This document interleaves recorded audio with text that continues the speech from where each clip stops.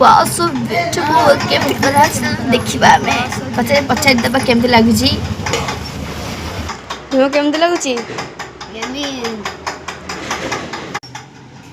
recipe कहवा चाहूँगी तो आप कहे प्रथम तो आपको देखी जेटा केमती है मैंने केमती लगुच केम देखा मुझे देखी तो आमको मुझे बहुत सहज उपाय कर बहुत ही किसी पैसा खर्च करना मात्र 10 टंकार कम चल प्रथम तो आमको कौन कर अच्छे प्रथम तो आमको जो बासी रुटी थाए ताको आमको काटिदेवार अच्छे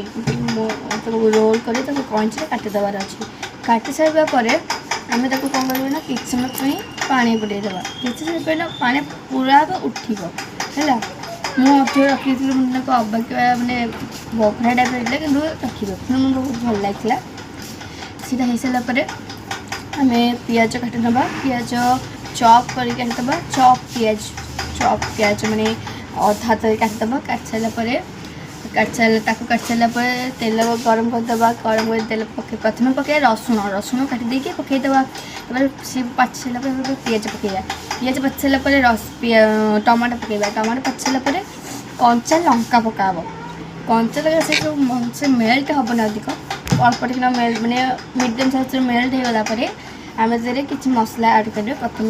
आड़ कर हलदी गुंडा सेकेंड ऐड कर लंका गुंडा थर्ड ऐड कर जीरा गुंडा एंड फोर्थ ऐड कर धनिया गुंडा तापर आम फिफ्थ आसो मैगी मसला सिक्स आसो चाउमिन मसला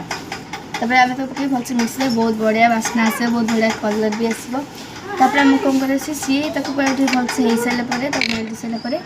तादेह आम टमाटो सॉस पकईबा सोया सॉस पकईबा और चिली सॉस पकईदे सी भलसे गरम हो सारापर आम जो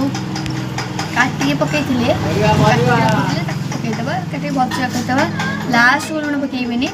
मसला पकाते लुण पकई ठीक अच्छे मुझे कह भूल जाती तब आम जो पकड़े भलसे घाटीदेव घाटी 3 मिनट पर्यंत घोड़े रखा तापर आपन पकड़ सुंदर सुंदर खाए रेडी कर बड़े में खाइबे कंटा चामच एमती